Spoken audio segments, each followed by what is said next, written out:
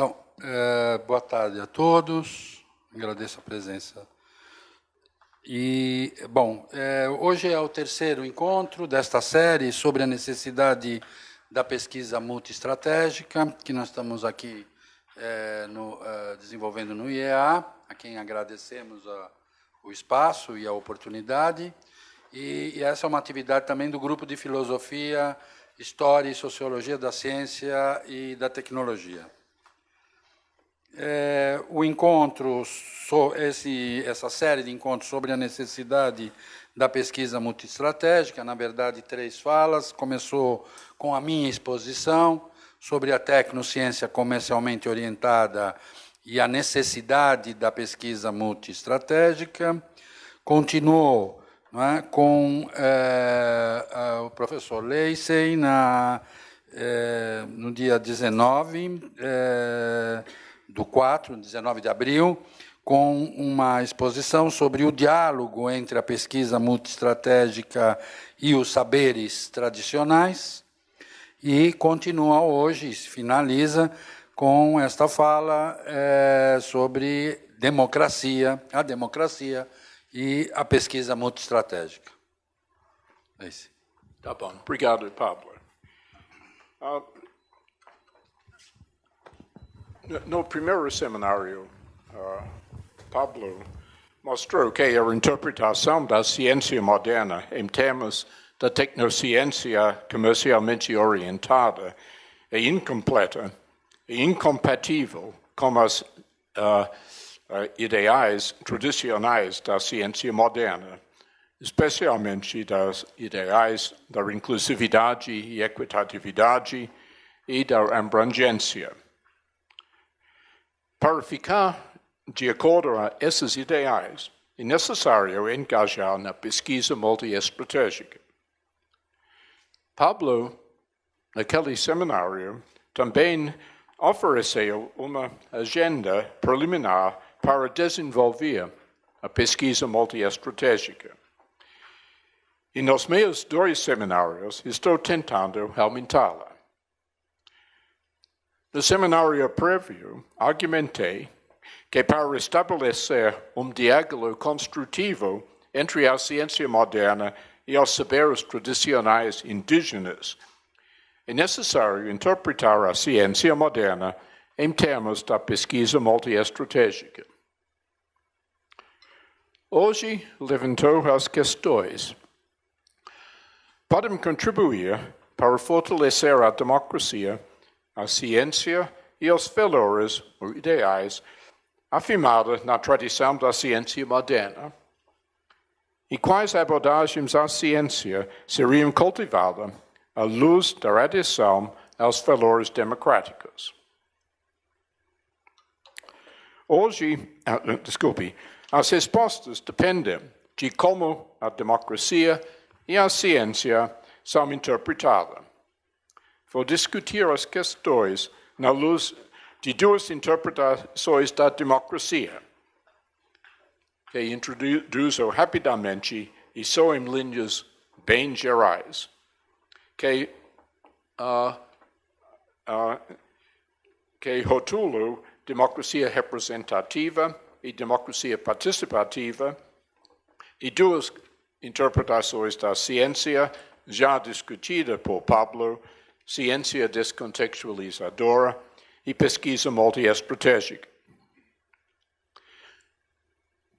É lugar comum que democracia é termo controvertido, mas não está bem reconhecida que também ciência é controvertida.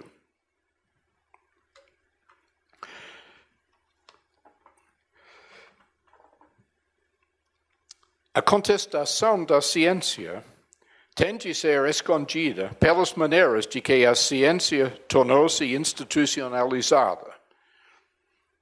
Afeta não só as prioridades da pesquisa, mas também as metodologias aceitáveis e, ligado a isso, os usos do conhecimento científico para informar as práticas sociais, e por quem e pela causa de cujos interesses.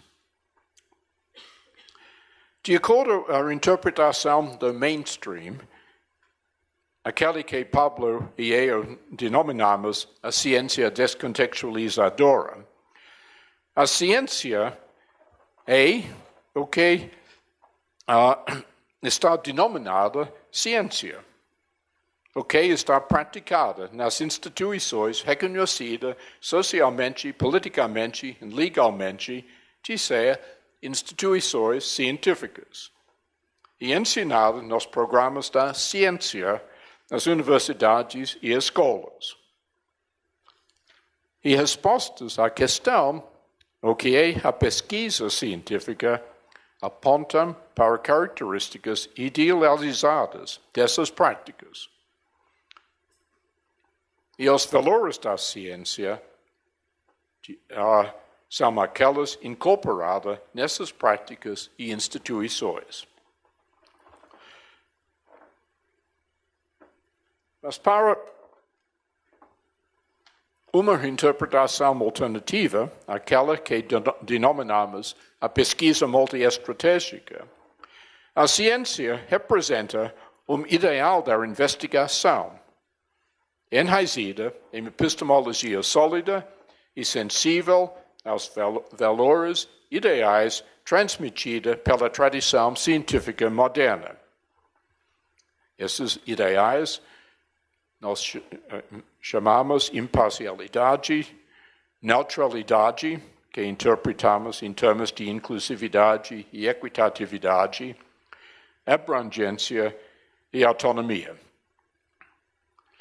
Esses valores ou ideais podem ser o ponto de referência para a crítica das práticas e instituições chamadas científicas atuais e para o endossamento das credenciais científicas de certas práticas que, na interpretação do mainstream, não contam como científicas.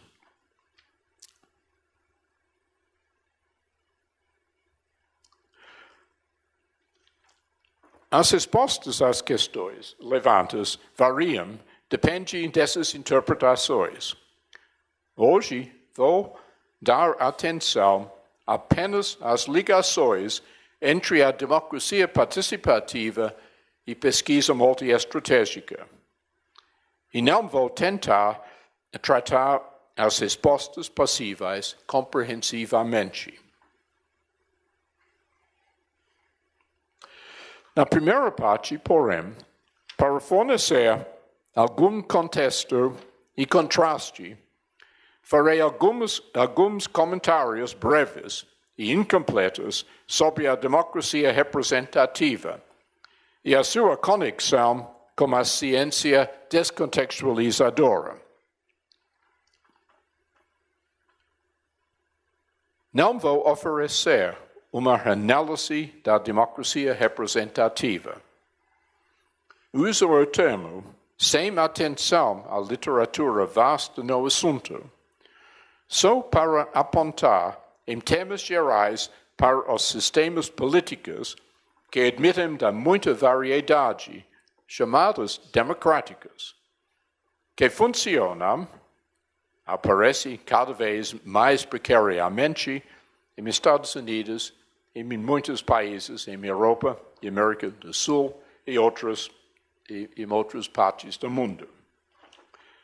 Caracteriza-se principalmente, se apenas idealmente, ou nas palavras das constituições, pela separação dos poderes, pelas representativas ao nível legislativo e frequentemente também executivo, escolhidas em eleições livres, nas quais todos os cidadãos possam votar,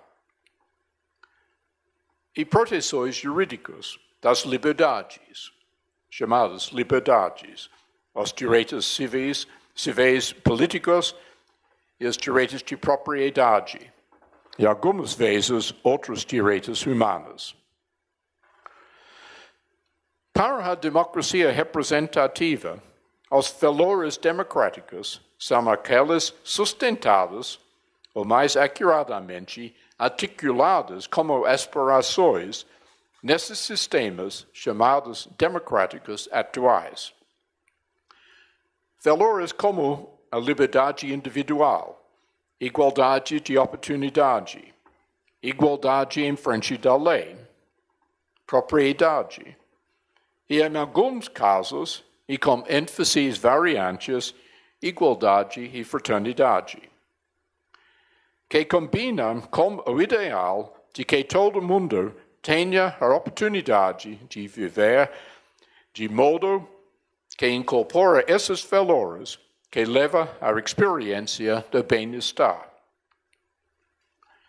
Esses valores estão incorporados até certo grau nas instituições dessas sociedades democráticas atuais. E diz-se que a sua incorporação mais profunda sempre fica possível. Além disso, diz-se frequentemente que nas democracias representativas há um virtual consenso que dá alta saliência aos valores do progresso tecnológico, da propriedade e do capital e do mercado. E a promoção da trajetória determinadas pelos interesses das instituições, corporações, governos, que são os seus portadores principais. O progresso tecnológico é informado pela ciência gerada nas instituições científicas do mainstream. As metodologias adotadas na pesquisa conduzida nessas instituições priorizam a adoção das estratégias descontextualizadoras. E essa pesquisa gerava conhecimento e entendimento das estruturas subjacentes dos fenômenos, dos seus constituintes e os seus processos e interações, e das leis que os governam, considerado em dissociação dos seus contextos humanos, sociais e ecológicos. A pesquisa conduzida sob as estratégias descontextualizadoras tem sido muito fecunda e versátil. E, embora os seus resultados, quando aplicados nas práticas sociais, contribuíram consideravelmente à transformação do mundo da vida, muitas das descobertas famosas da ciência moderna foram feitas na pesquisa básica, pesquisa conduzida sem interesses direto na geração de aplicações. Hoje, porém, cada vez mais, há uma tendência a identificar a ciência com a tecnociência. Isto é, como a pesquisa científica conduzida sob as estratégias descontextualizadoras que almeja gerar as inovações tecnocientíficas. Ou pesquisa cuja conduta requer a utilização dos instrumentos e aparelhos que são produtos da inovação tecnocientífica. Ademais, cada vez mais, a tendência está a identificar a ciência como a tecnociência comercialmente orientada, em que as inovações estão procuradas que possam servir aos interesses que incorporam os valores do capital e do mercado, ao mesmo tempo que servem interesses vinculados a, por exemplo, medicina, energia, comunicações e assim adiante. Diz-se que a pesquisa descontextualizadora contribui para fortalecer a democracia representativa. É certo que serve bem para obter entendimento dos mecanismos e as leis subjacentes dos fenômenos.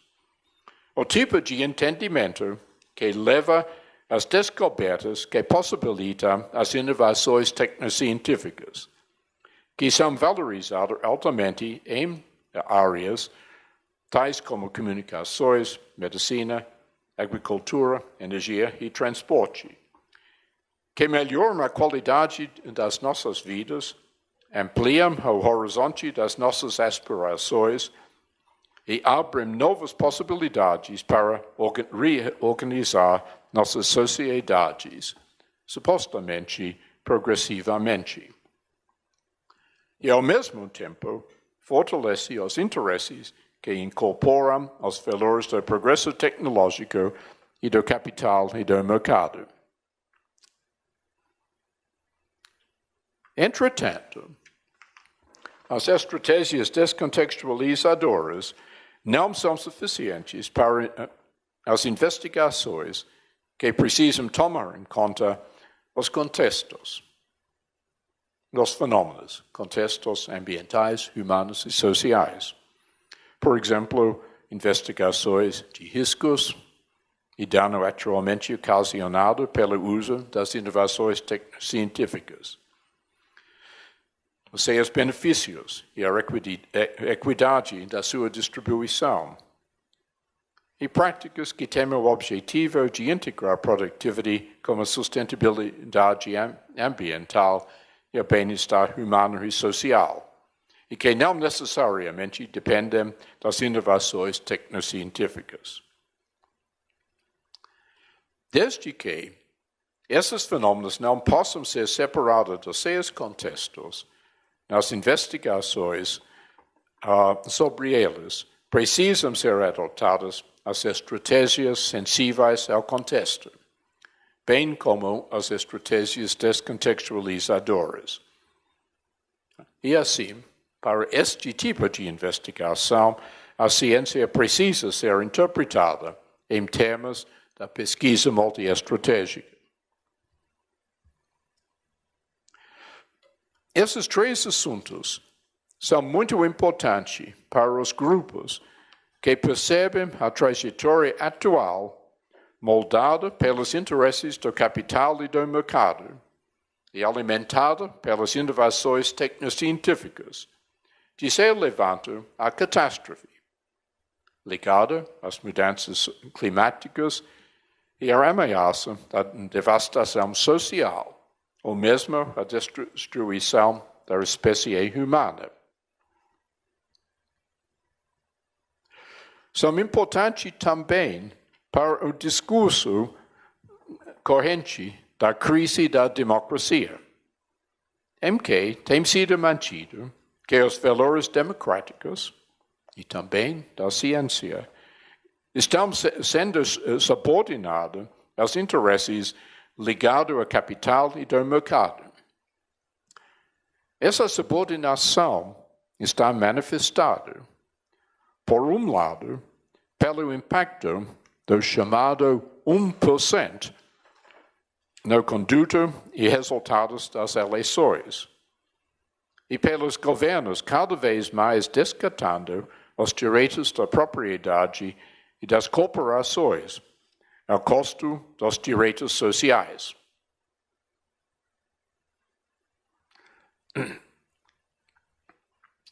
E, por outro lado, pela propagação da ideia de que a eliminação da pobreza é a mesma coisa de fazer possível para as pessoas a tornar-se mergulhadas na sociedade consumista, abstraindo de que tornaram-se emergentes ativos e empoderados que fazem contribuições à sociedade democrática.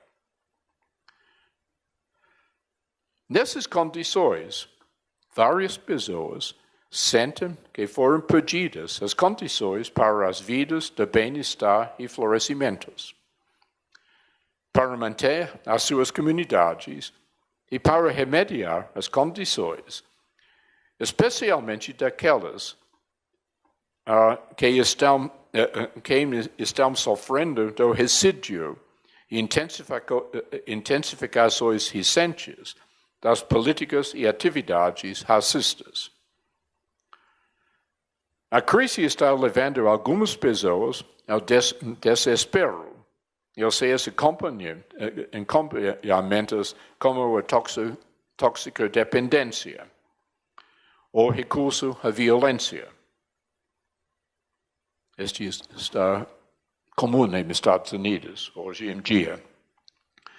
Alguns a nostalgia para o passado perdido e a raiva através daqueles percebidos como a causa do perdido.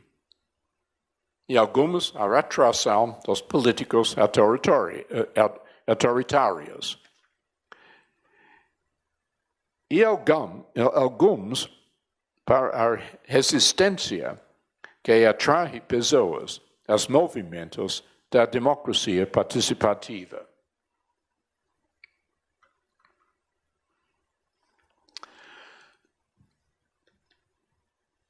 A noção de democracia participativa está entendida em muitas maneiras. Estou simplesmente apresentando minha concepção aqui, não é minha concepção exclusiva, mas não quero defender a concepção contra outros neste momento.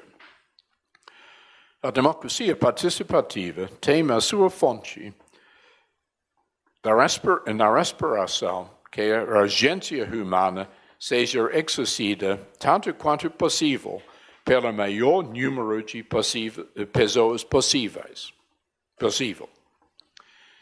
Isto é, que as condições tornam-se disponíveis para pessoas e as suas comunidades, primeiro, para cultivar e expressar os valores que eles mesmos sustentam refletidamente e que eles consideram integrais a vidas do bem-estar.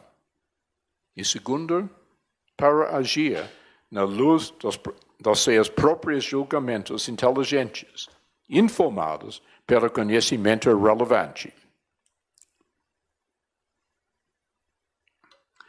A democracia participativa procura espaço para a incorporação de um alcance de valores mais amplo do alcance dos valores, principalmente individualistas, que podem ser expressados dentro das estruturas da democracia representativa. Valores que incluem-se os seguintes: a solidariedade em equilíbrio com a autonomia individual, os bens sociais, o bem-estar e o empoderamento de todo mundo em todo lugar, o florescimento da pluralidade dos valores, dando alta prioridade aos direitos dos marginalizados e dos explorados, a sua emancipação e a importância das suas iniciativas, e o fortalecimento da sua agência. Um equilíbrio próprio dos direitos civis, políticos e direitos sociais, econômicos e culturais. E a criação de uma sociedade em que todas as pessoas podem viver bem de acordo com os seus valores autenticamente endossados, e em que seja cultivada a agência aumentada de todo o mundo. E esses valores são interligados dialeticamente com os valores da sustentabilidade ambiental, a manutenção da biodiversidade e cautela frente dos riscos à saúde e ao ambiente.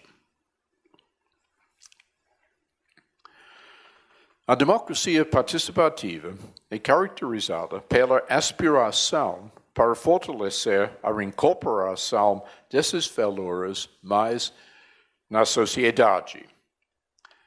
Diferente da democracia representativa, a democracia participativa não é baseada fundamentalmente nas formas e nas histórias de quaisquer sociedades atuais. Embora podemos identificar antecipações parciais em alguns delas.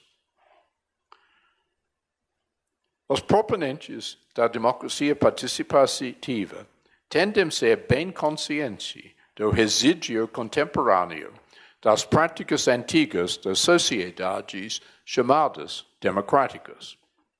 Por exemplo, escravidão, racismo, imperialismo, genocídio e etnocídio dos povos indígenas, violações dos direitos dos trabalhadores e campesinos, devastação ambiental.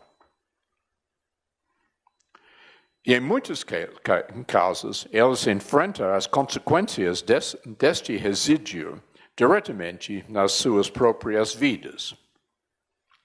E muitos deles diagnosticam que a intensificação atual deste resíduo está reforçada pelos desdobramentos da trajetória do capital e do mercado.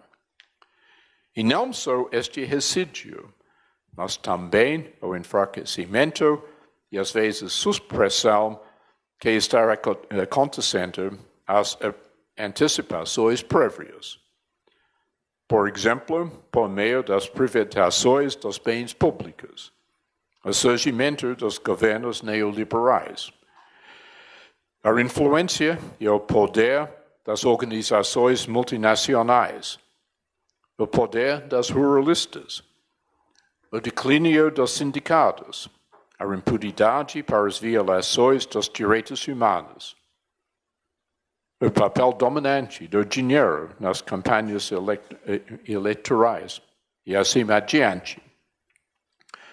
Para a democracia participativa, os procedimentos e as formas políticas e econômicas devem ser avaliadas em termos de quer ou quer não os valores em pauta possam ser incorporados robustamente neles.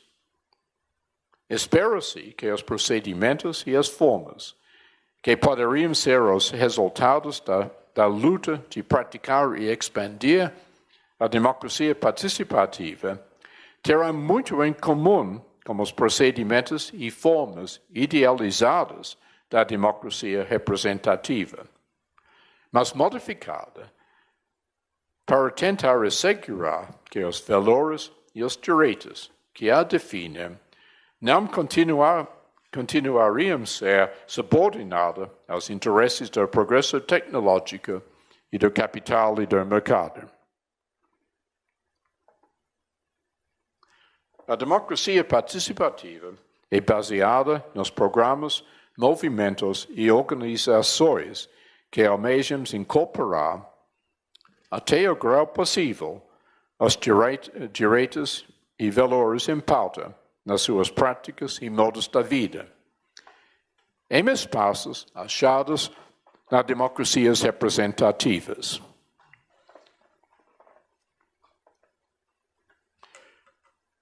Os movimentos incorporam os valores agora, até algum grau significativo. E essa incorporação não só representa uma antecipação ao tipo da sociedade desejado, mas também torna-se num fator causal essencial, a semente do movimento orgânico na direção da sua maturidade plena. A sua luta na direção de novos arranjos políticos e socioambientais envolve crescimento, cujas pretensões e apelo são fundamentados nas realizações parciais, já atualmente realizadas nos movimentos e nas comunidades que constroem e fazem visíveis as imagens concretas do modo de vida alternativa que incorpora os valores em pauta.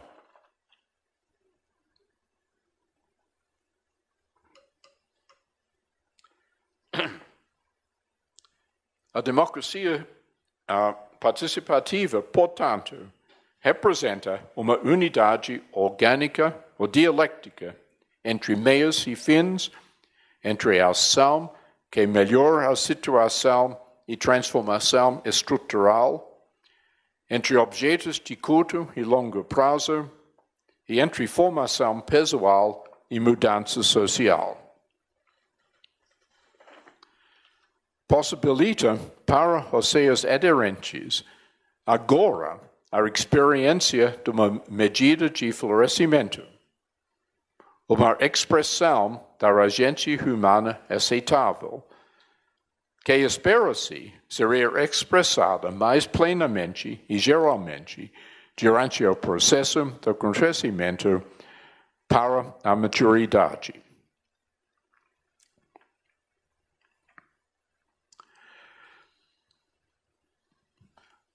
A democracia participativa tem de ser rejeitada sumariamente como utópica e irrealista, em conflito com os fatos da natureza humana e outras coisas deste tipo.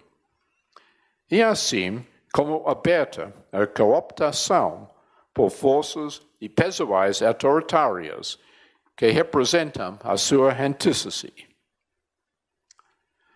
Essas e questões sobre como avaliar as possibilidades para o crescimento da democracia participativa são assuntos que não poderiam ser tratados sem utilizar os recursos da pesquisa multiestratégica. No tratamento deles, atenção precisa ser dada às práticas cultivadas pela democracia participativa e à avaliação das suas possibilidades. Para fazer isso, precisa tomar em conta como essas práticas estão e devem ser informadas pelo conhecimento científico. A pesquisa multiestratégica é indispensável para este fim.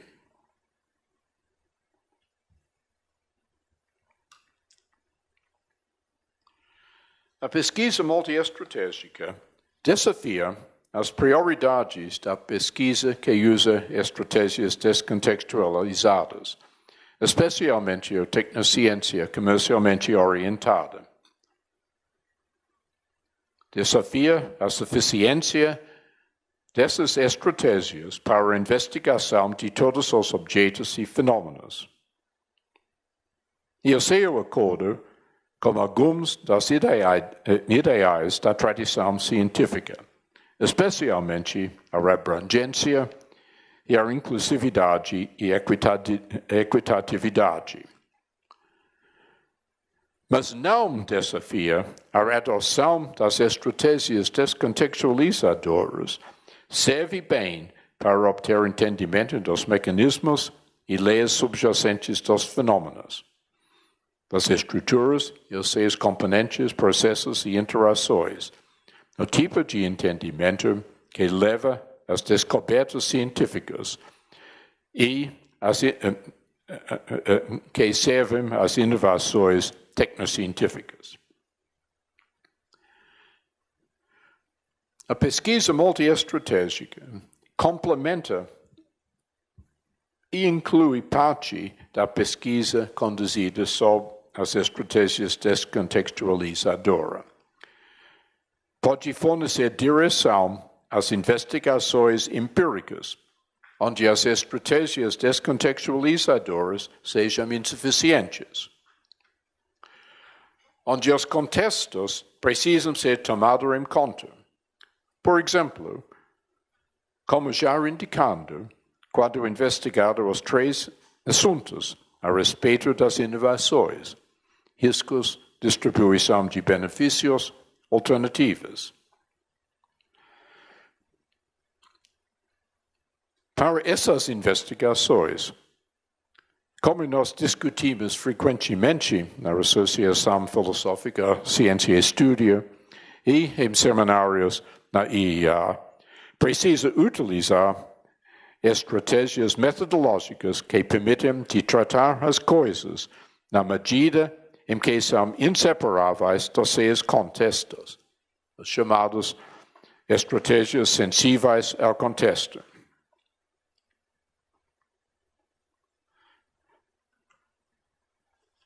Portanto, a pesquisa em que as estratégias descontextualizadoras estão adoptadas exclusivamente não pode responder à abrangência. E desde que os projetos que servem aos interesses que incorporam alguns valores da democracia participativa precisam ser informados por conhecimento obtido sob as estratégias sensíveis ao contexto, também não pode responder à inclusividade e equitatividade. Para responder a esses ideais, seria necessário engajar em pesquisa multiestratégica.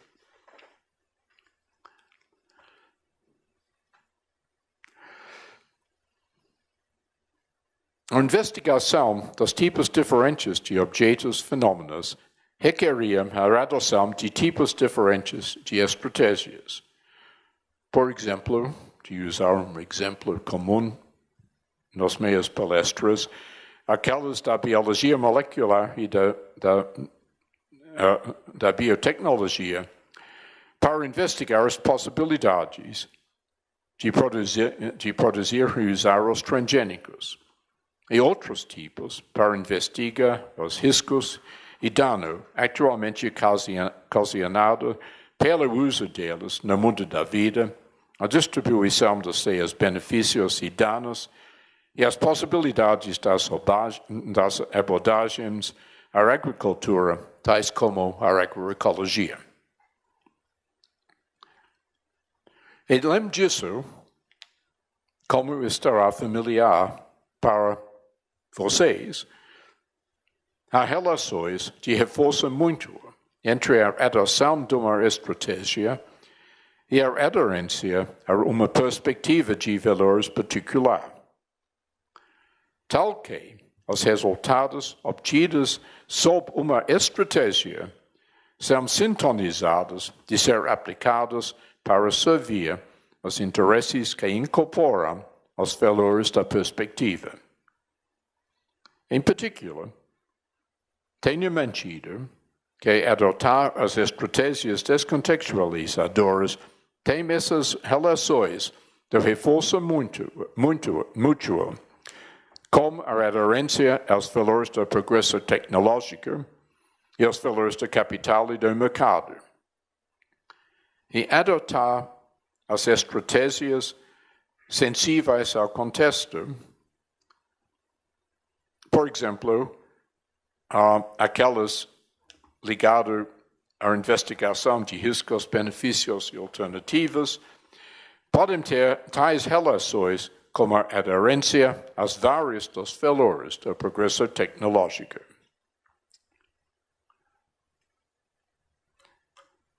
Há afinidades fortes entre a democracia participativa e pesquisa multiestratégica.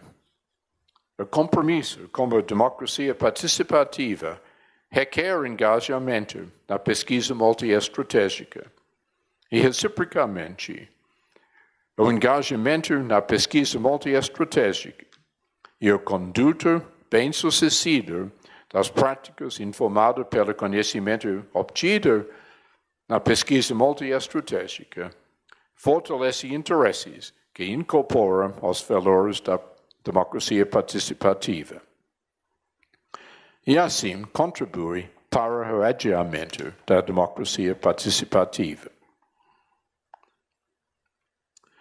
Não vou discutir essas afinidades em termos gerais, mas vou ilustrá-las no caso da agroecologia.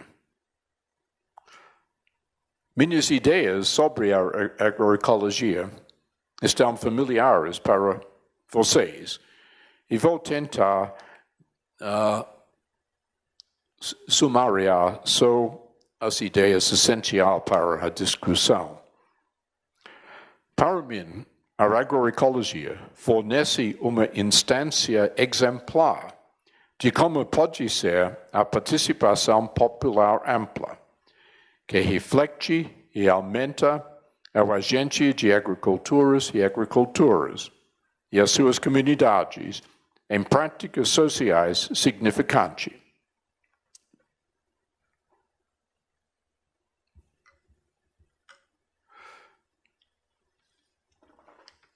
Para mim, como vocês sabem, a agroecologia inclui uma abordagem à prática agrícola, uma área de pesquisa científica que emprega a pesquisa multiestratégica, um movimento que incorpora os valores da democracia participativa, todos interagindo um com o outro, acompanhados por uma maneira de interpretar o mundo, que chama a atenção para a unidade dialética dos processos naturais e a vida humana, a coevolução das culturas humanas e muitos aspectos da natureza. E ensina respeito para a Mãe Terra, assim descontando as posturas como a natureza, como o respeito, convivência, cultivação, apreciação, manutenção, conservação, restauração, sustentação e outras. Posturas que contribuem para proteger a sustentabilidade ambiental, para preservar a biodiversidade e para assegurar que os poderes regenerativos da natureza não sejam mais solapados e restaurados sempre que possível. As práticas agrícolas, aliadas com o agronegócio, informadas pelo conhecimento obtido na tecnociência comercialmente-orientada, que usam as inovações tecnocientíficas, tais como os transgênicos e os agrotóxicos, têm o objetivo de maximizar os resultados em uma ou poucas dimensões, por exemplo, colheitas e lucros, e subordina outros resultados a esse objetivo. Eu lembro que, de acordo com a lei, agora os agrotóxicos não existem mais. Não? Só tem defensores agrícolas e fitossanitários, este é o tema. Eu gosto deste tema, fitossanitário, mas prefiro agrotóxico. Em contraste, as práticas da agroecologia almejam para estabelecer nos agroecossistemas, sendo cultivado equilíbrio óptimo a respeito das várias dimensões dos agroecossistemas, como produtividade, renda, acesso aos mercados, sustentabilidade ecológica, saúde social, respeito aos direitos humanos, sobretudo o direito à segurança alimentar, fortalecimento de todos os membros da comunidade e a sua capacidade de agência e suas culturas e valores, e contribuição para produzir e manter rede englobando dos agroecossistemas optimamente equilibrados e complementares, e sistema social em que os valores da democracia participativa podem ser fortalecidos. E assim, para avançar a inclusão social, a soberania alimentar e o bem-estar de todo mundo em todo lugar. Em cada agroecossistema, os agricultores e as suas comunidades desempenham papéis chaves na determinação de quais são as dimensões mais salientes para definir o equilíbrio óptimo. do que deve ser considerado uma adequada realização do equilíbrio e de como a definição do equilíbrio deve ser reconsiderada na luz da revolução do agroecossistema ou falhas contínuas para realizar o equilíbrio óptimo desejado. O exercício da regência das agriculturas é o cerne da agroecologia. Esses assuntos não podem ser resolvidos por julgamentos dos especialistas científicos ou técnicos. Os especialistas e técnicos podem ser consultados apropriadamente e têm papel importante, mas os seus julgamentos por si mesmos não resolvem o que conta como um equilíbrio óptimo.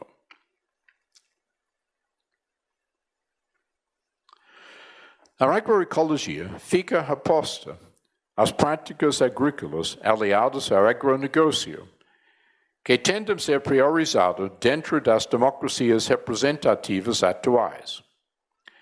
Neles, as questões acerca da produção e distribuição são determinadas principalmente pelo agronegócio e informadas por conhecimento confirmado principalmente na tecnociência comercialmente-orientada. Permitem pouco espaço para a participação e influência de, por exemplo, as agriculturas familiares, tradicionais e indígenas e suas comunidades, a respeito dos objetos da produção agrícola, onde o agronegócio enfatiza a produção para o lucro e exportação, e das políticas públicas que os encorajam. As práticas do agronegócio levam às condições nas áreas rurais que solapam aquelas precisadas para os modos da organização social e da paisagem desejados pelos proponentes da agroecologia e dos proponentes da democracia participativa, e levam a desconsiderar os seus direitos econômicos, sociais e culturais, e também enfraquecer os seus direitos civis e políticos. Como grupos de pessoas estão forçados das suas terras e frequentemente forçados nas favelas urbanas, com possibilidades de emprego precárias. Este estado de coisa ilustra as condições que levam os proponentes da democracia participativa à convicção de que as suas aspirações não podem ser realizadas até um grau aceitável, ao menos que houver a participação popular ampla, inclusive das historicamente excluídas, nas decisões feitas e nos programas para a sua implementação a respeito de tais assuntos como a produção e distribuição dos bens e serviços, o uso dos bens naturais e medidas para a sua proteção, os objetos e processos do lugar do trabalho, os tipos dos arranjos sociais que podem existir e florescer, e como equilibrar institucionalmente os direitos sociais, econômicos e culturais com direitos civis e políticos. Nessas 5 áreas e outras, atualmente, a participação popular tende a ser não bem-vinda nas democracias representativas, onde a tomada de decisões é dominada pelos interesses do capital e do mercado, geralmente com o apoio dos governos. E isso está conduzindo à intensificação do resíduo das violações dos direitos humanos, que muitos dos proponentes da democracia participativa experienciam diretamente. E a consolidação das relações dominantes assimétricas, reforçada pela maneira neoliberal de que a trajetória, moldada pelos interesses do capital e do mercado, está avançada. A agroecologia ilustra que existem alternativas às práticas hegemônicas.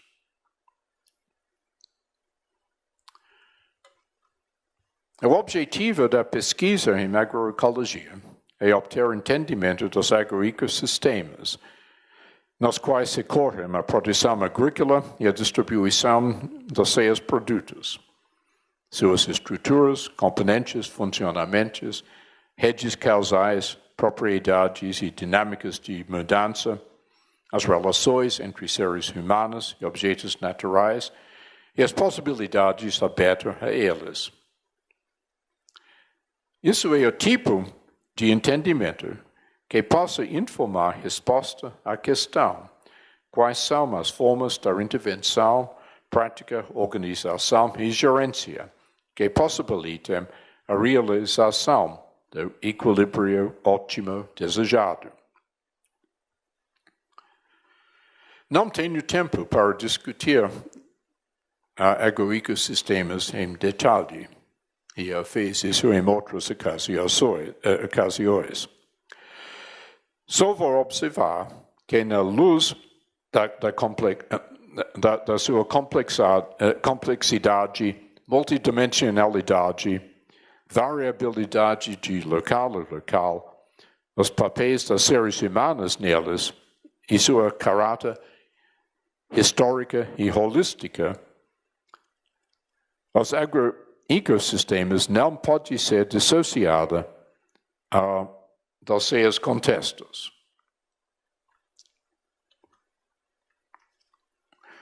As estratégias descontextualizadoras, portanto, carecem das características necessárias para a sua investigação adequada. A pesquisa conduzida sob as estratégias descontextualizadas pode obter entendimento de objetos só enquanto objetos da ordem causal subjacente e enquanto objetos do controle técnico, mas não enquanto componentes do agroecossistema. Assim, essa pesquisa não pode investigar o impacto do uso dos objetos informado pelo entendimento descontextualizador em relação à realização do equilíbrio desejado, ou testar a hipótese de que certos tipos dos usos solapariam a possibilidade de realizá-lo. Por exemplo, o uso das sementes enquanto objetos do controle técnico, como quando for modificada pelas técnicas da engenharia genética, solapar as condições necessárias para realizar o equilíbrio do agroecossistema, que inclui as dimensões da sustentabilidade, saúde social e agência local. Entretanto, há papéis na agroecologia importante para a pesquisa conduzida sob as estratégias descontextualizadoras, como discuti em detalhe em outros seminários, inclusive o seminário prévio. Precisa-se usar as estratégias descontextualizadoras para investigar aqueles constituintes e agentes causais do agroecossistemas que eu chamo aos seus objetos subjacentes. Por exemplo, os minerais e os micro-organismos nos solos, estruturas genéticas, fisiológicas e anatômicas das plantas, e causas das doenças das plantas e animais. e muitos objetos, enquanto objetos técnicos, mas não mostrangênicos, possam contribuir para gerar o equilíbrio desejado.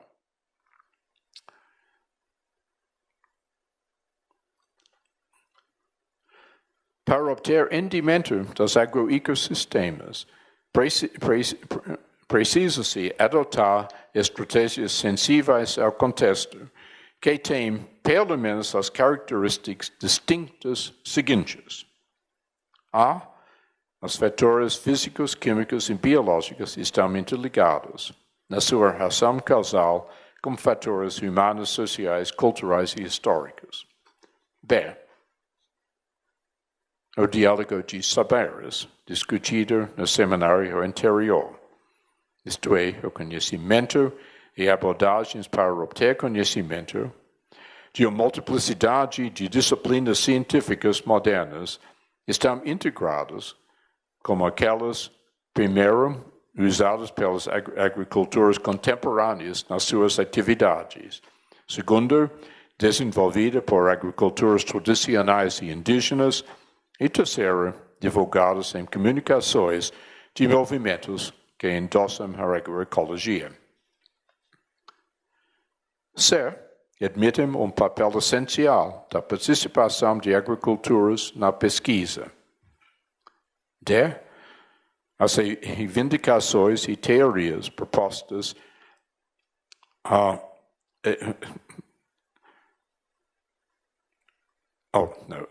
as reivindicações e teorias propostas e testadas sobre elas podem empregar categorias precisadas para o entendimento da agência humana.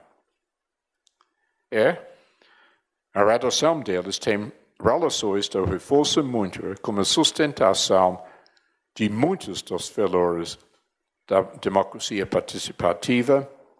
E F. O conhecimento obtido sobre elas desempenha papéis importantes na crítica do sistema agroalimentar hegemônico. Não tenho tempo para elaborar como funciona na pesquisa empírica o conjunto das estratégias sensíveis ao contexto, que juntos têm essas 6 características. Só vou elaborar item B. O diálogo de saberes, e talvez um pouquinho item C.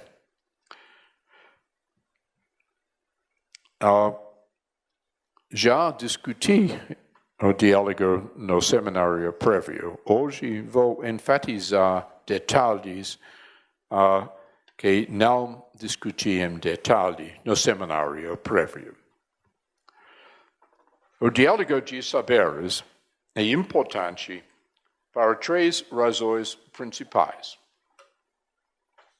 Primeiro, para gerar o que eu chamo perfis locais, que trazem os componentes, os recursos, relações, práticas e possibilidades dos agroecossistemas particulares, que variam muito com as condições culturais, geográficas, ecológicas, políticas e assim adiante, e as suas dinâmicas da mudança.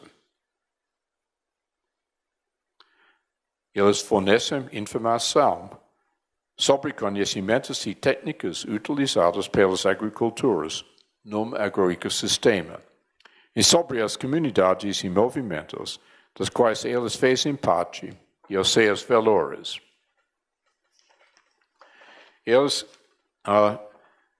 catalogam objetos que tenham valor econômico, legal, cultural, estético, cosmológico ou religioso para as comunidades.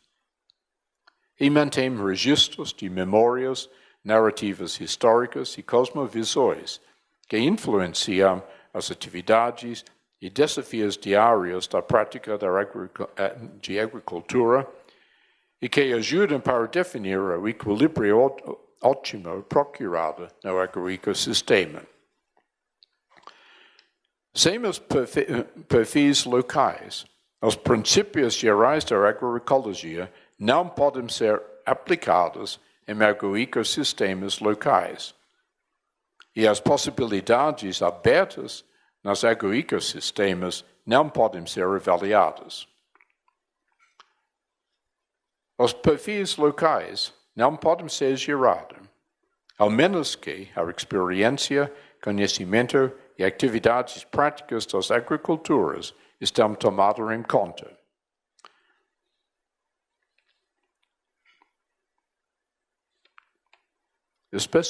Eu não vou elaborar, mas só quero mencionar que a experiência das agriculturas é provável de ser informada pelo conhecimento que satisfaz a prova de tempo.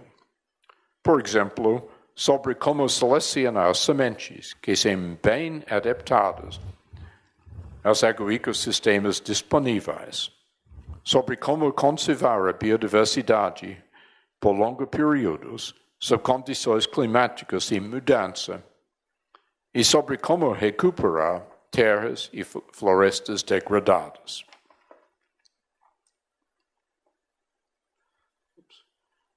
A segunda razão, o diálogo fornece os meios-chave para fortalecer a agência das agriculturas, as agriculturas e as suas comunidades. O diálogo utiliza o seu conhecimento, perspicácia e capacidade para aprender, cooperar e fazer os seus próprios julgamentos e decisões. Engaja-se no diálogo quando deliberando como definir, desenvolver e manter o equilíbrio desejado nos resultados no agroecossistema. E este é um assunto prioritário para a pesquisa na agroecologia. Quando as agriculturas têm papéis indispensáveis na determinação dos objetos de projetos de pesquisa particular e na avaliação de como bem estejam satisfeitos. Também, o diálogo encoraja a recuperação do conhecimento agrícola ancestral. Fazem uso de elementos da agroecologia que possam fortalecer os seus patrimônios culturais e tradicionais, que discuti em mais detalhe no seminário prévio. E, nos termos de documento de via campesina, o diálogo ajuda para formar vidas da dignidade para os seus mesmos e para gerações futuras dos povos rurais e tradicionais. Para nutrir, isso é uma citação, novas relações sociais livres de opressão e desigualdade entre homens e mulheres, povos, grupos raciais, classes sociais e econômicos e gerações. E para fazer possível que eles contribuiriam às soluções das crises da alimentação, clima e outros que urgentemente enfrentam a humanidade. E terceiro, desde que o conhecimento agroecológico normalmente possa ser testado só no curso da prática agrícola, as agriculturas geralmente têm acesso privilegiado a muitos dos dados empíricos necessários para testá-lo, uma vez que esses dados ultrapassam relatórios observacionais de insumos e resultados quantitativos. Incluem-se relatórios das complexidades observadas no agroecossistema, dos seus impactos nos seres humanos, das aspirações, motivações e esperanças presentes numa comunidade, e de como um equilíbrio ótimo seja definido nela. O acesso a muitos desses dados só pode ser obtido a partir da comunicação com as agriculturas, não de observação de fora ou experimentação que usa réplicas em laboratórios. Ceteris paribus, as observações e os depoimentos das agriculturas sobre esses assuntos têm autoridade epistêmica. Portanto, a obtenção e avaliação do conhecimento dos agroecossistemas e suas possibilidades requer ativa comunicação com as agriculturas e, portanto, a rejeição de relações não simétricas entre especialistas científicos e praticantes agrícolas. Agora, para concluir, eu comecei com as questões: como podem contribuir para fortalecer a democracia, a ciência e os valores ideais afirmados na tradição da ciência moderna? Quais abordagens à ciência seriam cultivadas à luz de adesão aos valores democráticos? E não responde às questões de maneira compreensiva. Eu argumentei que a ciência, interpretada como a pesquisa multiestratégica, pode contribuir para fortalecer a democracia participativa e que a adesão aos valores da democracia participativa conduz ao engajamento na pesquisa multiestratégica e à crítica da tecnociência comercialmente-orientada. Não só isso, como indiquei ao início, os ideais da tradição científica, e eu focalizei sobre abrangência, inclusividade e equitatividade, também conduz ao engajamento na pesquisa multiestratégica e fornece apoio para as críticas da tecnociência comercialmente-orientada. Assim, o engajamento na pesquisa multiestratégica contribuiu simultaneamente para fortalecer a democracia participativa e para possibilitar um acordo melhor com os ideais da tradição científica. A ciência moderna, interpretada na luz dos ideais tradicionais, cabe bem com a democracia participativa. De fato, é uma deformação da tradição, mas uma deformação bem incorporada nas práticas científicas do mainstream, de interpretar a ciência em termos do uso exclusivo das estratégias descontextualizadoras e subordinar os seus ideais aos interesses do progresso tecnológico e do capital e do mercado. Para repetir, minha conclusão é que existe uma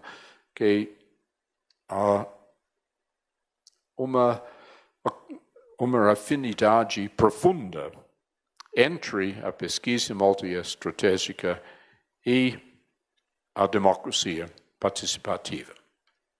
Só isso. Obrigado.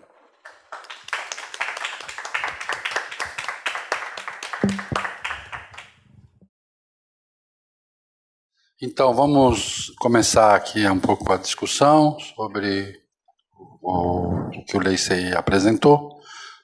Então, abrimos para as questões, tá bom?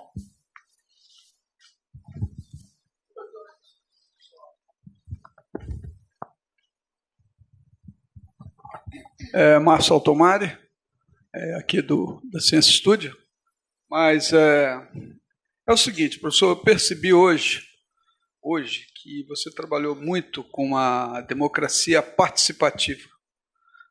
como ela fosse, como sendo assim fundamental para se alcançar a pesquisa descontextualizada e se chegar à agroecologia. E nós sabemos que os mecanismos dessa democracia participativa são praticamente impossíveis ou difíceis de se alcançar na nossa época. Como superar essa dificuldade? Como ver essa possibilidade de superar, já que nós não teremos uma democracia participativa, como poder fazer com que a ciência trabalhe em prol da multidisciplinado descontextualizado? Bem,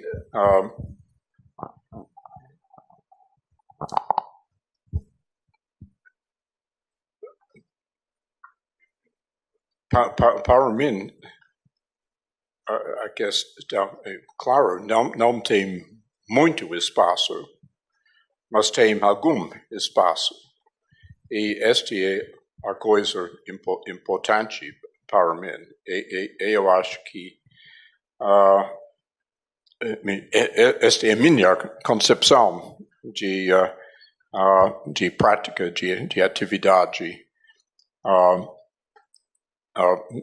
política, que as coisas desenvolvem a partir de exemplo, de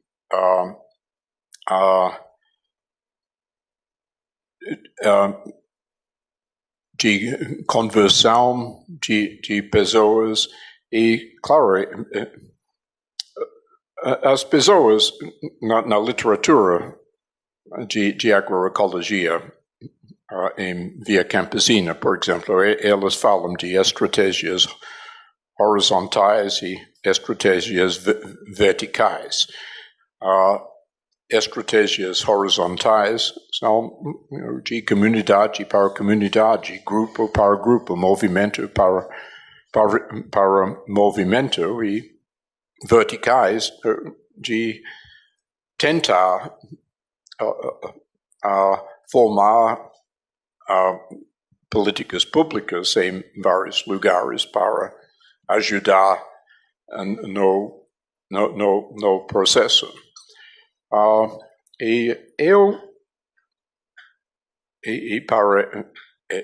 Eu não tenho propostas diferentes. Isso é importante de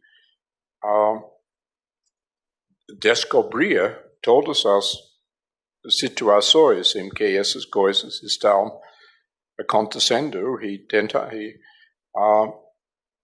entrar nos movimentos que estão levando interações entre elas. Claro, eu não tenho propostas como responder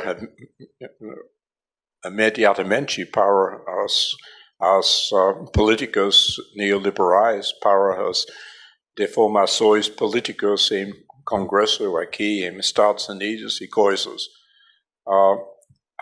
assim. Eu não tenho propostas para mudança neste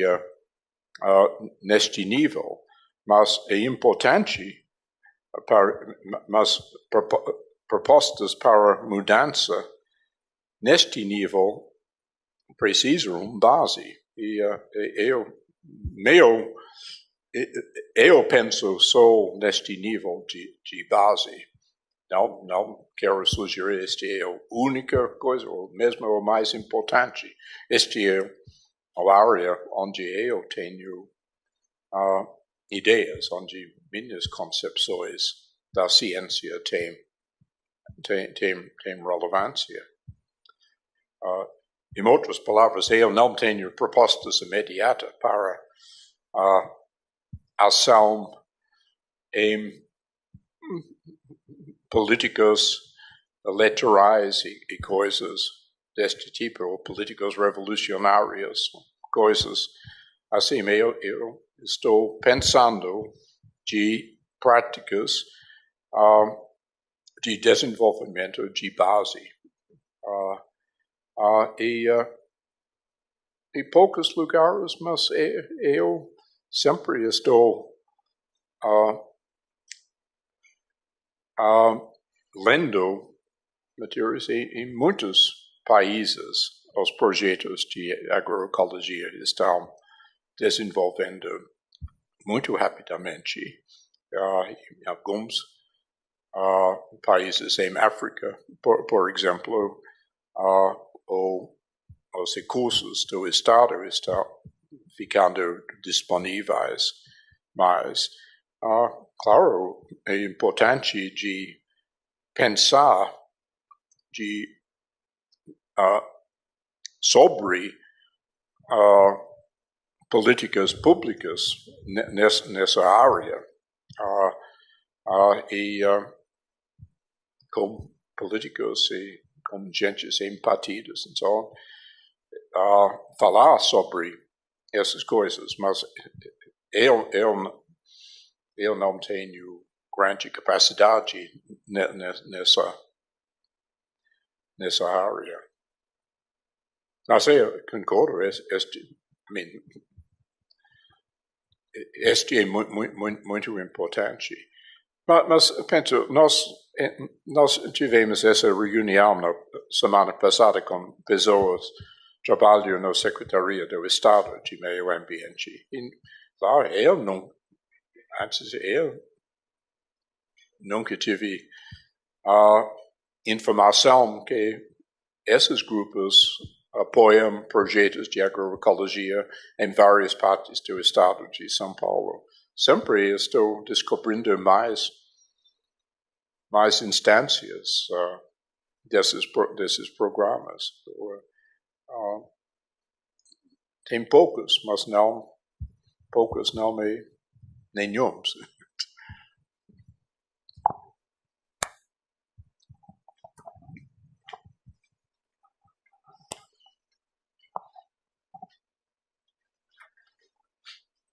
Então, meu nome é Marcos, eu sou membro do grupo de pesquisa que organiza este evento. A minha pergunta é bem mais geral, mais teórica do que a do Márcio, e tem a ver com essa ideia de pesquisa multiestratégica pensada em relação às ciências humanas ou ciências sociais, né? Minha pergunta é basicamente se essa distinção, né, entre pesquisa descontextualizadora e pesquisa multiestratégica, se ela se aplica sem muita diferença entre ciências naturais e ciências humanas. O que está por trás da minha pergunta é o que me parece ser uma diferença muito fundamental entre ciências naturais e ciências humanas, que é o fato de que nas ciências humanas as teorias, os conhecimentos podem afetar a própria realidade a que ela se refere, né? Então, nas ciências naturais isso não acontece. Quer dizer, as ciências naturais, através das aplicações, podem alterar a realidade, mas não aqueles aspectos que é capturado pelas leis e teorias, né? E ao passo que nas ciências humanas isso pode acontecer. Os processos sociais dependem das concepções que as pessoas têm a respeito da própria sociedade, dos seus valores, etc. E isso, me parece, pode ser afetado pelas ciências humanas, né, de uma maneira diferente, não através de aplicações, mas através de modificações na consciência dos indivíduos. Essa, então, a pergunta. Bom, eu concordo com estas dimensões das chamadas ciências humanas, mas para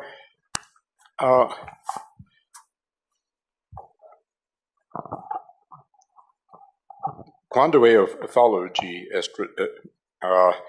pesquisa multiestratégica, eu não estou confortável com uma distinção firme entre ciências naturais e ciências humanas, porque nós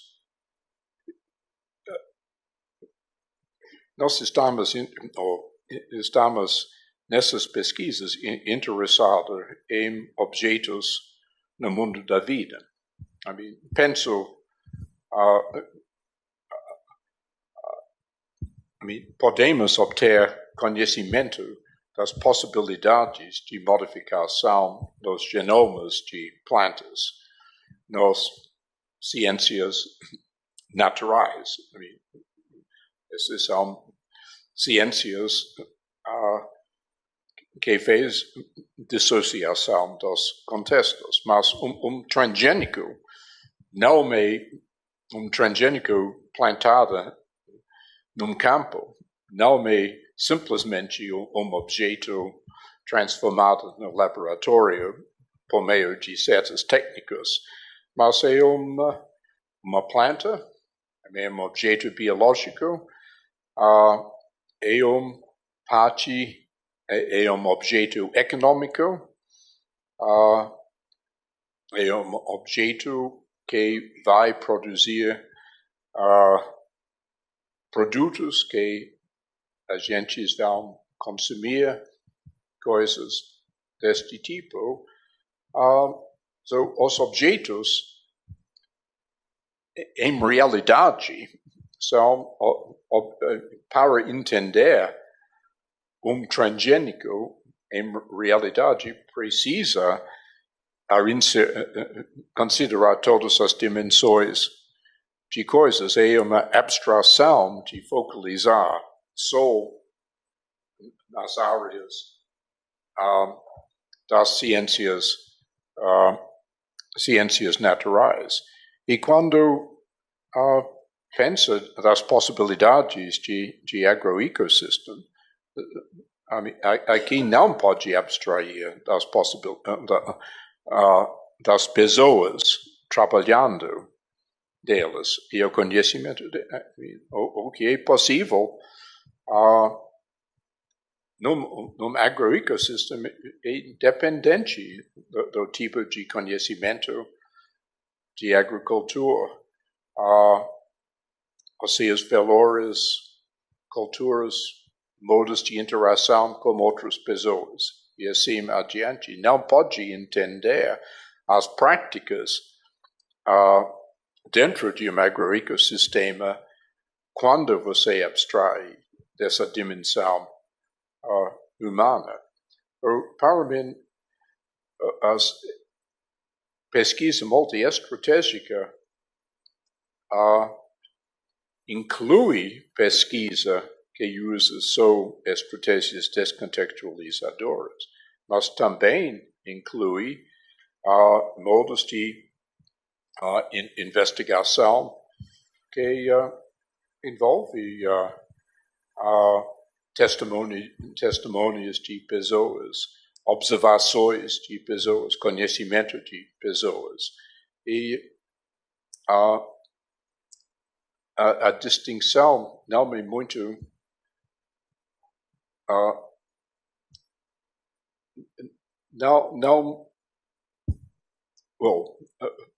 pode fazer a distinção e certamente certos aspectos de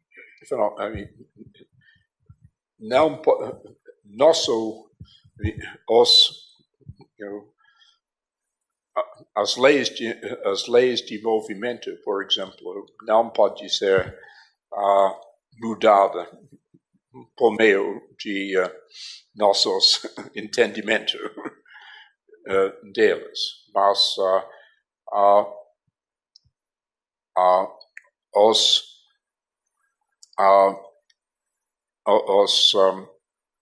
atividades num agroecossistema pode ser mudada na luz de nossas intenções, nosso conhecimento e coisas deste tipo. Nós,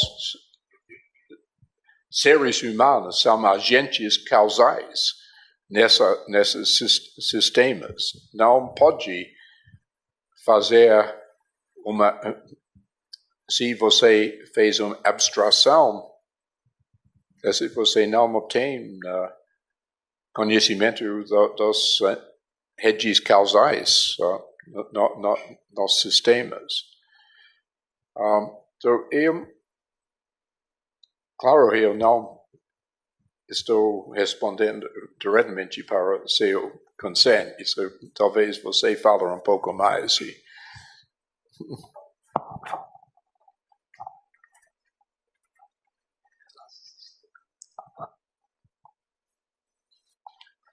Então, no caso das culturas transgênicas, então, em certo momento, deve entrar nas considerações também o aspecto econômico, né? Uma cultura transgênica do ponto de vista econômico. Aí, dentro dessa perspectiva, a gente cai no terreno da ciência econômica, né?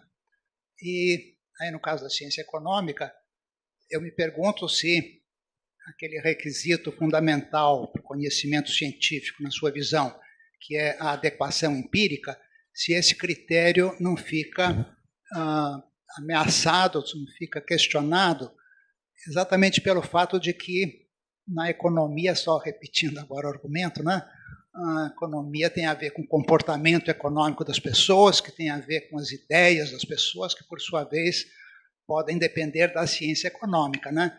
Então, me pergunto se esse requisito da adequação empírica não fica, digamos, problemático, né, nesse campo das ciências humanas. Explica problemática em que sentido? Em que sentido que na medida em que a própria teoria, digamos assim, tem o potencial de afetar a realidade, você não tem uma realidade fornecendo os dados empíricos de uma forma independente para servir como teste da teoria. Posso intervir? Yeah. Então não é ciência. Bom, essa é a minha pergunta, né? Talvez... Economia não é ciência. É só uma ideologia, né, dizer que é ciência. A ciência econômica. Porque ela não satisfaz os requisitos, se você exigir, né, certos requisitos da ciência ligada à descontextualização e tal. Eu não acho que é isso, mas como você pôs a questão, né? Eu imagino que isso seria uma resposta possível. Bom, se eu tenho uma teoria que afeta os dados e os dados não podem controlar a teoria, bom, então não tem o controle empírico da teoria, né?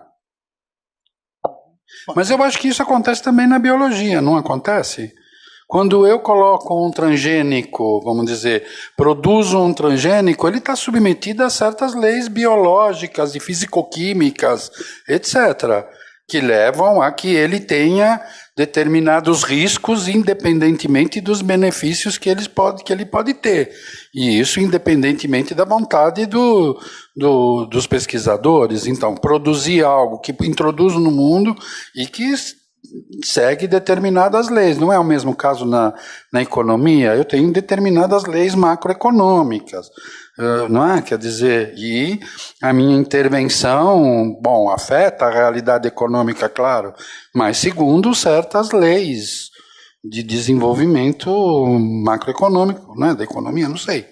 Imagino isso. O grau de correspondência, ou o grau, né, em que os valores, né, cognitivos são satisfeitos, é o que, vamos dizer, permite uma certa graduação entre as ciências, não é? Bom, tem uma questão terminológica, se vale a pena chamar de ciência ou não, né? No caso da economia, por exemplo, né? Mas o fato é que eu acho diferente o caso que você citou da biologia, né? Porque no caso da economia, essa aceitação das teorias vai depender muito mais de certos valores, de certas tradições, né? Porque acho que os dados empíricos não são suficientes para tomar uma decisão, né? Então você fala em leis da economia, leis da macroeconomia, gostaria que houvesse leis assim, remotamente tão bem estabelecidas quanto as leis da ciência natural, né? O máximo que se consegue é certas tendências, certas correlações, mas que inclusive são muito dependentes da conjuntura, né? Todo o sistema econômico dominante atualmente, que é o sistema de mercado, né, também é um fato histórico, né? Diferentemente do que acontece nas ciências naturais de maneira geral, né? Então, sempre tem essa possibilidade. Bom, a gente vai pensar no transgênico enquanto uma entidade econômica com base no sistema capitalista, ou vamos pensar em relação a outros possíveis sistemas, né? É uma questão que acho que transcende a possibilidade de decisão por meio dos dados empíricos. Mas não, claro, as possibilidades de fazer transgênicos, por exemplo, não podem ser resolvidas simplesmente em termos de análises biológicas, porque depende de interesses de pessoas. Porque nós temos transgênicos que são resistentes de glifosato?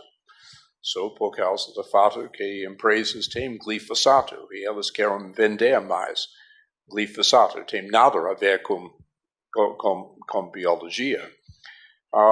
Mas todos isso é aberto para investigação empírica.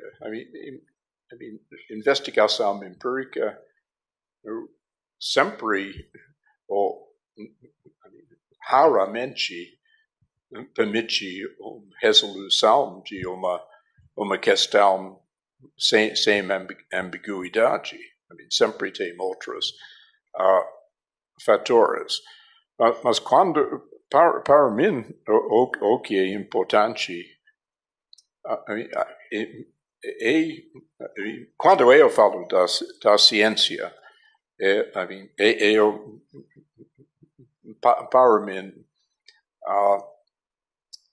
as tentativas de resolução empírica são fundamental. Eu vou dar um exemplo relacionado de as perspectivas de Pablo sobre economia. Mas eu gosto muito os artigos do economista Paul Krugman.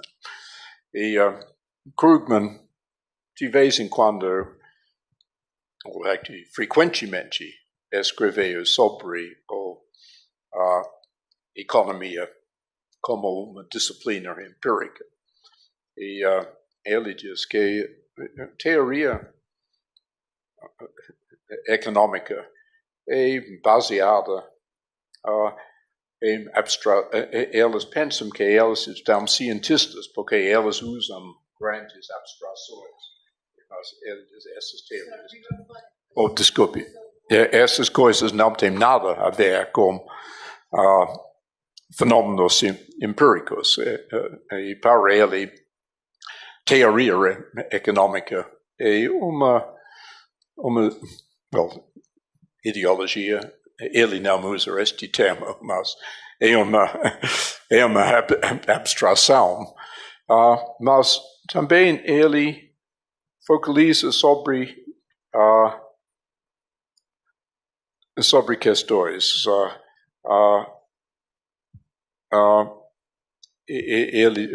Os republicanos lá fez uma redução de taxas, como se taxas, no base do argumento que se as empresas pagam menos taxas, este vai aumentar os salários dos empregados. E Krugman diz, em teoria abstrata, você pode fazer uma previsão deste tipo, mas não tem nenhum exemplos empíricos, mas muitos exemplos empíricos ao contrário. E para ele, os dados empíricos são mais importantes na determinação, de avaliação de coisas do que reflexões reflexões teóricas. Mas eu acho que a discussão, porque um lugar nas ciências humanas onde existem estratégias descontextualizadoras em economia, essas estratégias, mas o uso delas tem esta grande distância de dados empíricos. Mas eu acho que a discussão da ciência sofre alguma distorção porque os filósofos da ciência preferem falar de teorias do que outras coisas. A literatura de filosofia da ciência tem muita reflexão sobre teorias e sempre teorias descontextualizadoras, ou quase sempre. Mas, de fato, ciência depende de dados empíricos. E o que eu chamo perfis locais, eu acho que este é uma parte muito importante de obter dados para avaliação científica. Se a gente não entende local e os fenômenos num local, é impossível de fazer contato adequado com teoria. E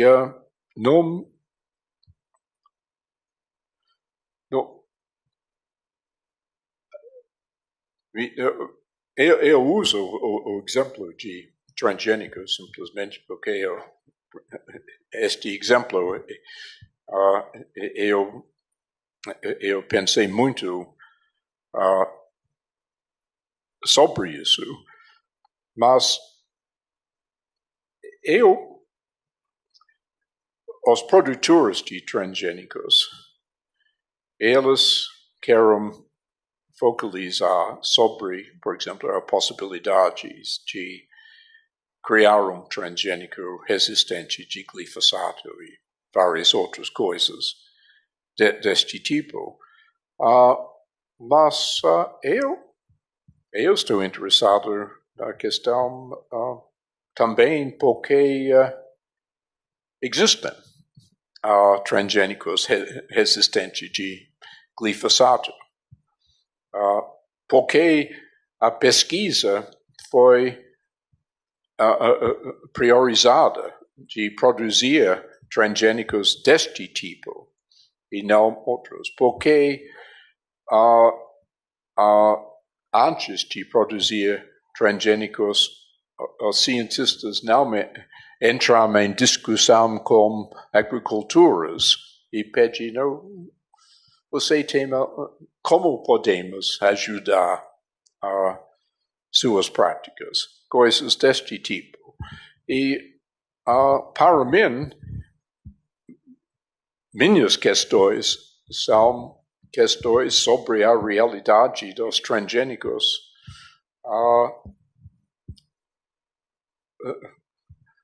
pelo menos até o mesmo grau das questões dos produtores de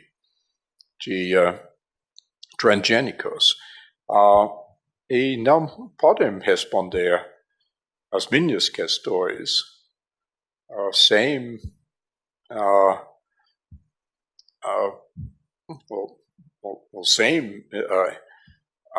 hipóteses que envolvem intenções humanas, valores humanos, práticas humanas, relações de poder, coisas deste tipo. Se você quer entender transgênicos como um fenômeno, você precisa partir de biologia.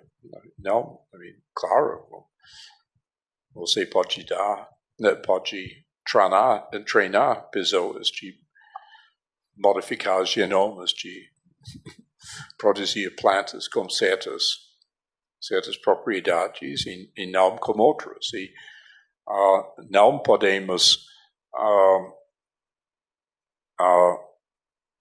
produzir transgênico que não, neste momento não podemos produzir transgênico que podemos consumir e curar câncer, por exemplo. Não podemos. Este é, como Pablo diz, fato de natureza.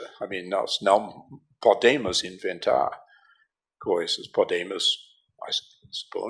Podemos tentar produzir algum transgênico deste tipo, mas certamente até agora não podemos. E os transgênicos produzidos, interessante, toda a explicação, isso é completamente em termos dos interesses de empresas e coisas deste tipo. Não tem nenhuma outra razão para a produção de transgênicos resistentes de glifosato.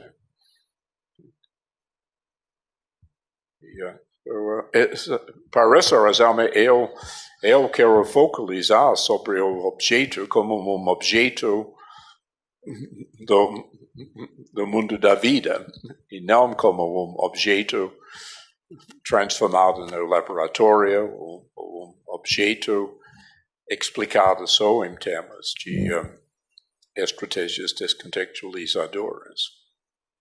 Mas nenhum objeto, talvez os movimentos dos planetas, não podemos afetar eles, mas quase todos os objetos são objetos que os cientistas analisam, são também objetos no mundo da vida. E por essa razão, o conhecimento obtido nas disciplinas que usam estratégias descontextualizadoras é, até certo ponto, uma abstração. Pelo menos este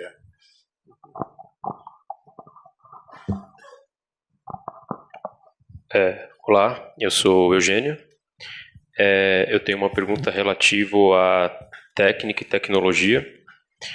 Se estamos falando de sementes transgênicas, estamos falando de artefatos tecnológicos. Isso me faz pensar se existe uma tecnociência ou todo um aparato tecnológico comercialmente orientado, informado pelos valores do capital e do mercado, por meio da estratégia, por meio da pesquisa multiestratégica e em relação com a democracia participativa, é possível pensar, então, uma tecnologia ou tecnociência, e não estou fazendo uma distinção muito clara entre os termos, comunitariamente orientada, por exemplo, ou agroecologicamente orientada. A gente pode começar a caminhar nesse sentido, é possível, existem, porque me faz pensar muito, conversando com pessoas que trabalham com a agroecologia, com sistemas agroflorestais, elas comentam que quando elas vão comprar artefatos técnicos, equipamentos para trabalhar com esse tipo de técnica e prática, elas têm dificuldade, porque geralmente você encontra um aparato típico do agronegócio, por exemplo, um aparato típico de grandes plantações, de modelos comercialmente orientados, voltados para o mercado e tudo mais, sem falar nas sementes transgênicas, E se é possível, a gente pensar esse tipo de tecnologia comunitariamente orientada ou orientada com outros valores, e como que poderíamos, de alguma maneira, trabalhar com, afinal de contas, falamos aqui de economistas, falamos de cientistas sociais, também de engenheiros, nesse processo, de como que podemos começar a abrir campos aí de diálogo com pessoas que estejam aí interessadas em fazer esse tipo de abordagem. É mais ou menos nesse sentido. Esta é uma boa questão. E existe uma literatura de tecnologia social que responde até certo ponto. Eu não vou entrar mais geralmente. Mas só para mim, eu não a avaliação de um objeto tecnológico, para mim, tem a ver de considerações de riscos, benefícios e comparação com alternativas. Eu não estou fazendo um argumento contra tecnologia. É uma questão de avaliação caso por caso, mas o problema, objeto tecnológico como transgênico não é compatível com a agroecologia, porque, primeiramente, não é compatível com sustentabilidade, não é compatível com preservação da biodiversidade, não é compatível com a primacia da agência das agriculturas, porque para usar transgênicos você precisa usar de acordo com os produtos de empresas acima adiante. Mas existem outros produtos de biotecnologia que têm relevância em agroecologia. Exemplo existe essa prática chamada a criação participativa de sementes. E estas práticas em que as práticas tradicionais de seleção de sementes são relevantes. Então, o papel de agricultores é importante, mas também gente que usa práticas de análise de genomas também é relevante. Então, é uma combinação de coisas.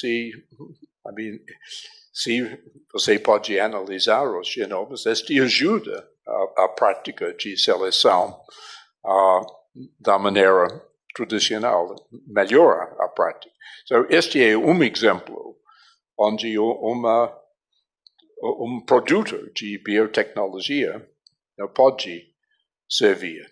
Eu não tenho uma perspectiva mais geral sobre isso, mas um caso deste tipo é suficiente para mostrar a possibilidade de colaboração deste tipo. Outro, não é exatamente o mesmo tipo, mas eu li quase todo dia o e-mail da organização socioambiental. Eles mandam um e-mail todo dia de informação. E ontem, um artigo eu achei muito interessante. Foi um artigo sobre uma utilização de um novo tipo de câmera em satélites para localizar áreas da destruição da floresta que não pode acessar normalmente. É uma ajuda para combater a destruição da floresta. E, obviamente, este é um produto de grande high-tech. São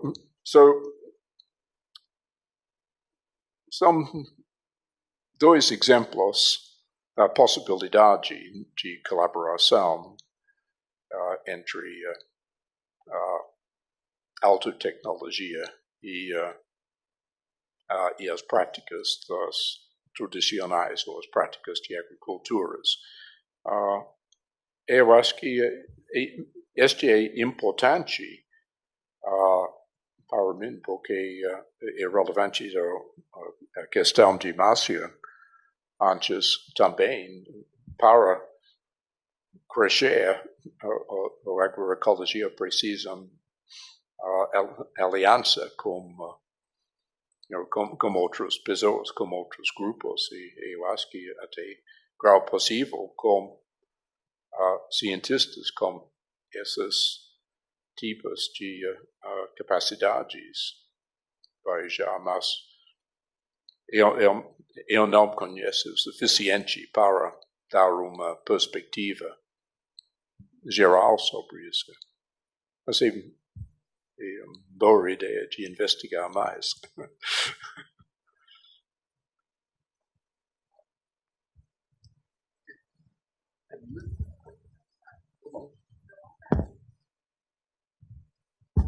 Então, acho que agradeço aos que vieram, né, e ao Lacey pela palestra, né, e vamos continuar discutindo essa questão da democracia, que eu acho que é muito importante, está sendo afetada de várias maneiras, né?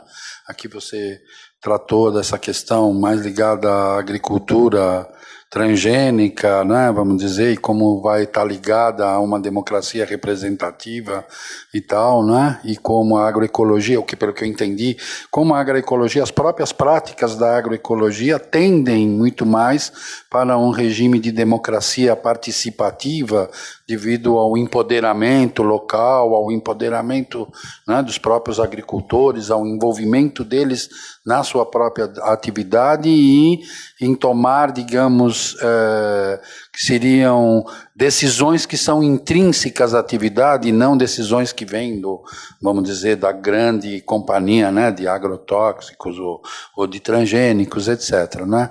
Então, eu acho que essa questão da democracia está se multiplicando, não é? A gente sabe também agora, com todas as coisas da tecnologia de informação e comunicação, também está tendo ameaças à democracia, né? Por causa do funcionamento, vamos dizer, não é? Das discussões e das distorções que podem ser ocasionadas, não é? Através dessas tecnologias. E, vamos dizer, de novo, a questão que surge é: podemos modificar a democracia, né? Repensar a democracia e aperfeiçoá-la, vamos dizer, não é? E acho que a democracia participativa é uma das maneiras de aperfeiçoamento, né, da democracia. Bom, acho que é isso. Obrigado, Lacey.